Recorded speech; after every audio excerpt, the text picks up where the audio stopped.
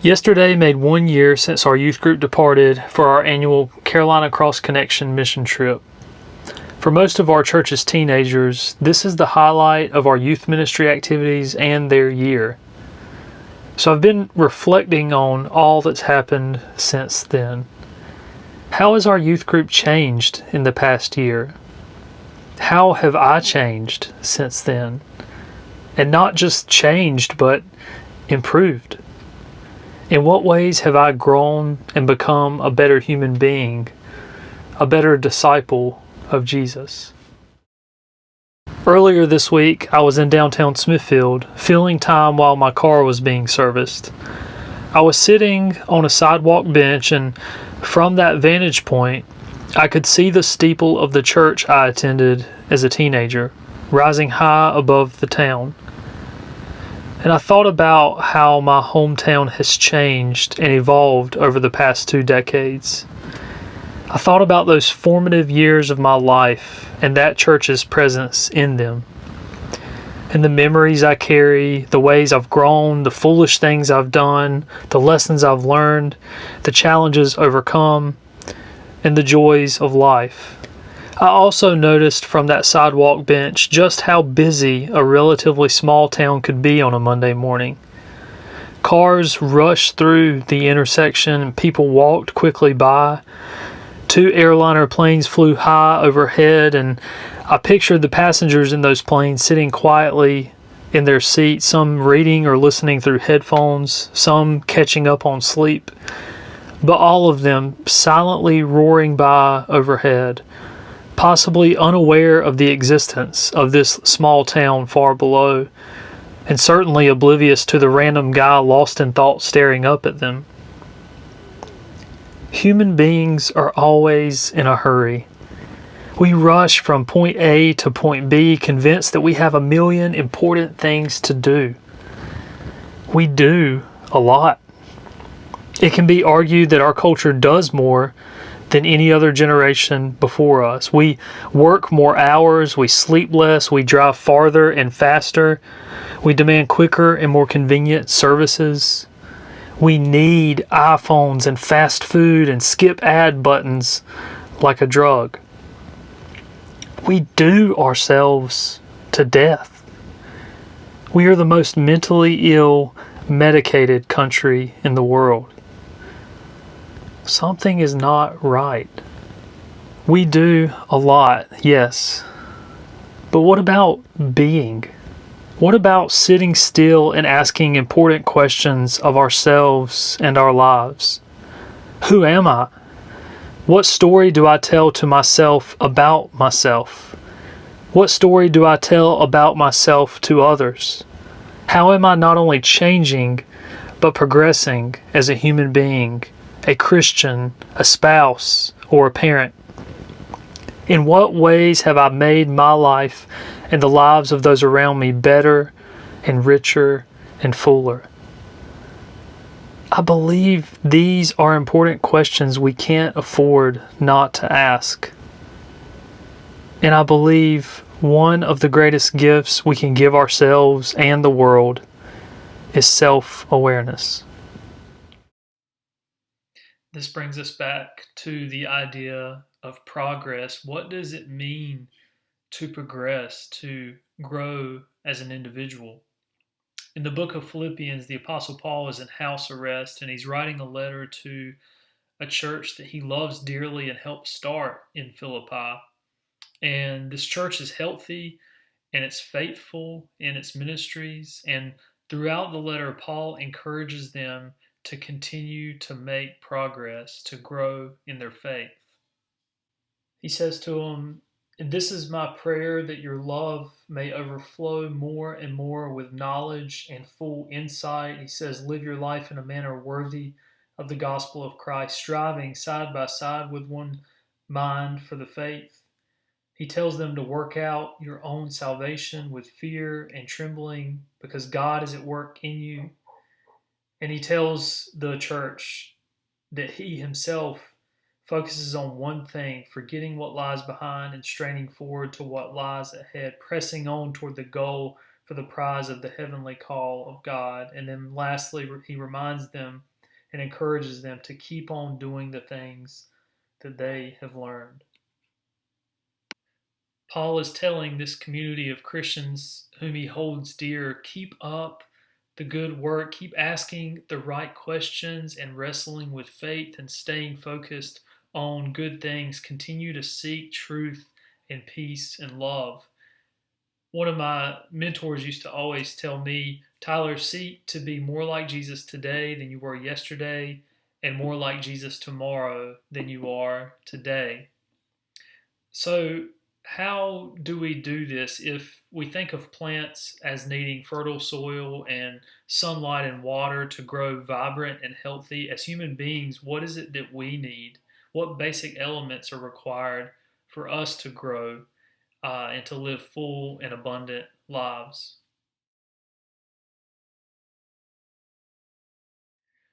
The world's great philosophers all celebrated the truth that humans are the only creatures with the gift of logic and reason. We can wonder and be curious about the world. And Paul said to the Philippians to work out your own salvation with fear and trembling. He not only gave them permission, but encouraged and challenged them to wrestle with their faith and with life's biggest questions.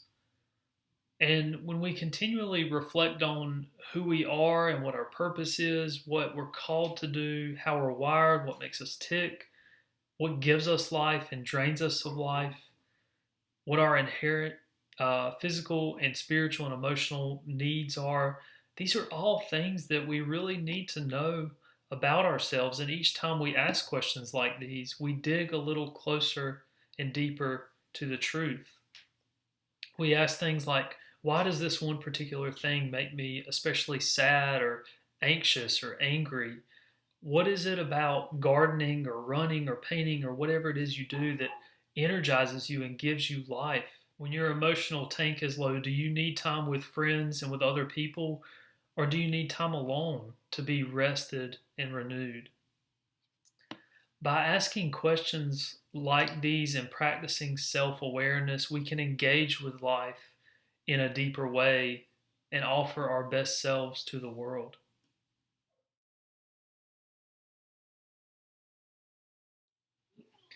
The second point is essentially an extension of the first. Think about the experiences you've had in your life in the past year, the past month, even in the past week. What stories are bound up in those experiences? What insights or lessons might they have to teach you? One of my favorite bands growing up, the lead singer is Chris Carrabba of the band Dashboard Confessional. Still listen to them and enjoy them. But in an interview where he was playing some songs live for a local radio station, they asked him about his favorite guitar, which he happened to be playing at the time. And he said that when he bought that guitar, he knew that there were secrets in it, that there were songs in it to be told and shared with the world.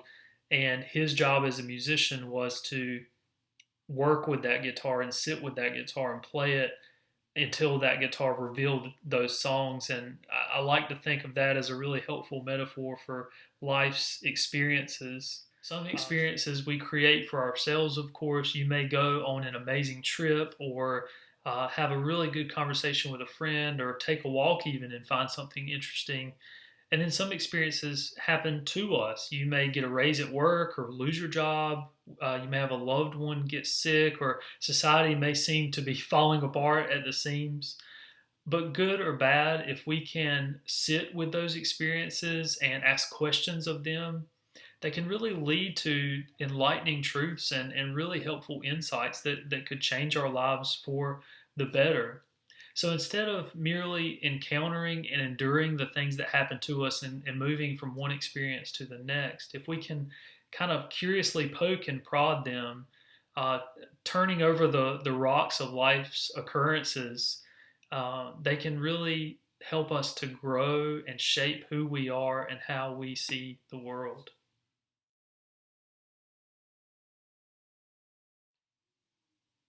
Can any of us think of a selfish person who is truly fulfilled and happy? I doubt it. To be fully human is to realize our interconnectedness, that we are all in this together and that we need each other.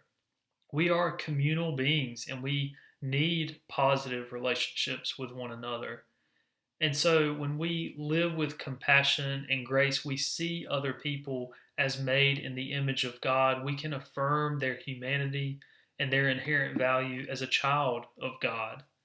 And we listen to and learn from one another. We recognize that we don't have all the answers and that those who look and think and speak and believe differently than we do have something to teach us. And if ever there was a time for compassion and grace where it was sorely needed, it is certainly now. So, what would it look like for Democrats and Republicans, for mask wearers and non mask wearers, for police officers and protesters, and people of different races and religions and worldviews to come together to have a fruitful, respectful dialogue about our differences? What would a world look like if that were to happen? That begins with you and me. Compassion and grace are also gifts that we can give ourselves and should give ourselves to break the cycle of unending self criticism and unnecessary guilt. Certainly, there's a place for repentance and it has its value, but God does not want us to cling to shame or wallow in self pity or self hatred. Like the father of the prodigal son, God eagerly and quickly offers us grace and forgiveness through Jesus if we only accept it. And of course, gratitude is supremely important. The most content people in the world live with grateful hearts, aware of all of the blessings they have. And so when we give thanks for all things great and small in our lives, we realize just how wealthy, and I intentionally use that word loosely, uh, how wealthy we are, and we're led to share that wealth, that abundance with others.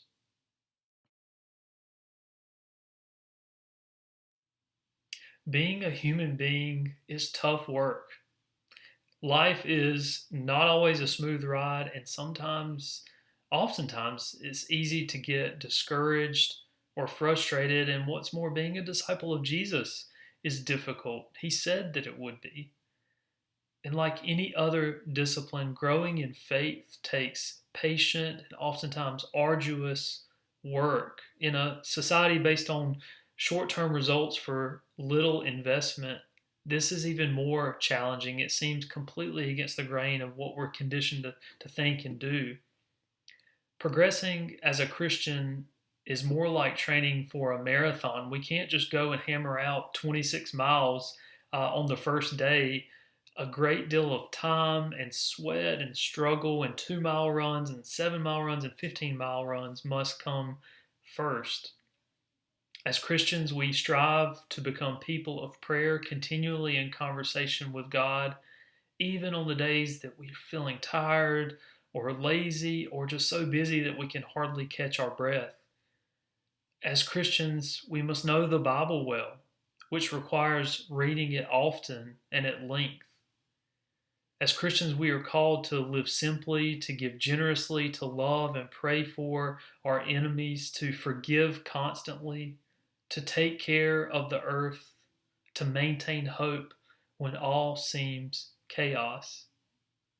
And just as a runner knows that every step of practice is an investment in their future success, just as a child knows that every penny they save up in their piggy bank will eventually lead to that bicycle they so desperately want.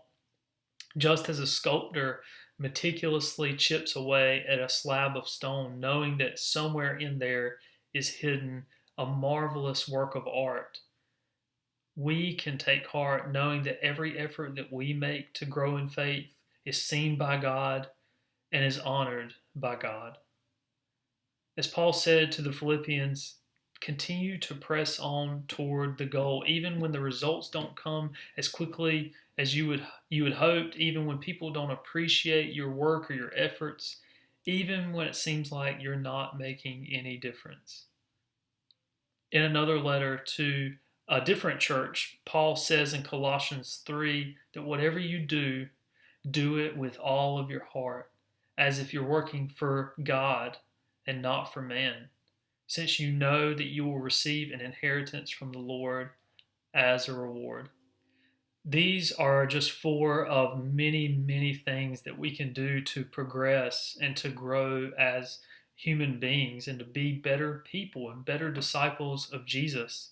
And if you notice, these four things really strike a balance between being and doing. The first two really require us to be still and to reflect and to do some thinking. And then the other two come as a result of those first two and really give legs to the insights that we've learned along the way. And be encouraged, friends. None of us do this perfectly. Goodness, make so many mistakes along the way, and I learn so much every day because of how little I know. So take heart that we can encourage one another and strengthen one another, and thanks be to God that His grace is sufficient and abundant for us all. We are in this together. So may you find balance in the week ahead between doing and being. And may God bless you and empower you and strengthen you and sustain you as you work to become your best self. Amen.